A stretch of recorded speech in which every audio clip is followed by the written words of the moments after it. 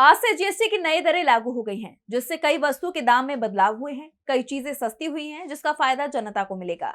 वहीं सरकार इस फैसले के बाद से ही खुद की वाहवाही करने में लगी हुई है, जिस पर सपा प्रमुख अखिलेश यादव ने सरकार को घेर लिया है। तो क्या कुछ कहा अखिलेश यादव ने, देखिए इस रिपोर्ट में।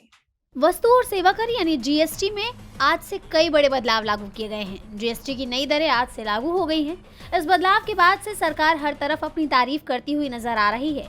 सरकार के नेता मंत्री तो इस फैसले पर पीएम मोदी की वाहवाही कर ही रहे हैं। साथ ही खुद भी मोदी ने अपने संबोधन में इसका बखान किया। वहीं अब इस पर सपा प्रमुख अखिलेश यादव ने निशाना साधा है। उन्होंने सोशल मीडिया प्लेटफॉर्म एक्स पर पोस्ट कर पिछले 8 सालों में जीएसटी के पैसों का हिसाब मांगा।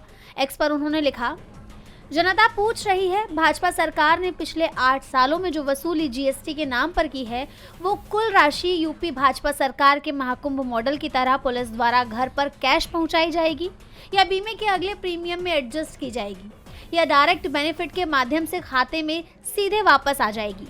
यह होली दिवाली के बहुत दिनों से लंबित पड़े सिलेंडरों के आश्वासन के साथ 2 किस्तों में दी जाएगी, या कंपनियों से भाजपा को पिछले दरवाजे से मिली राशि से चुकता की जाएगी, या ये रकम भाजपाई नेताओं के द्वारा अगले चुनाव में पूर्व संध्या पर द्रव्य रूप में बांटी जाएगी, या बच्चों की फीस न लेकर पूरी की जाएगी, या इसकी क्षतिपूर्ति बीमारों और बुजुर्गों की दवा देखभाल को निःशुल्क घोषित करके की जाएगी, या भाजपा के जुमला कोष में जोड़ दी जाएगी।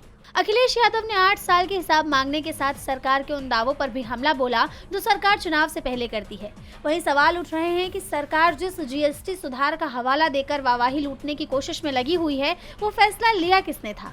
ये भी कहा जा रहा है कि सरकार ने जिस जीएसटी से देश भर में भारी टैक्स वसूला, अब 8 साल बाद उसमें राहत देने की बात कहकर सरकार अपनी ही गलतियों को ढकने का काम कर रही है। टीवी लाइव की रिपोर्ट।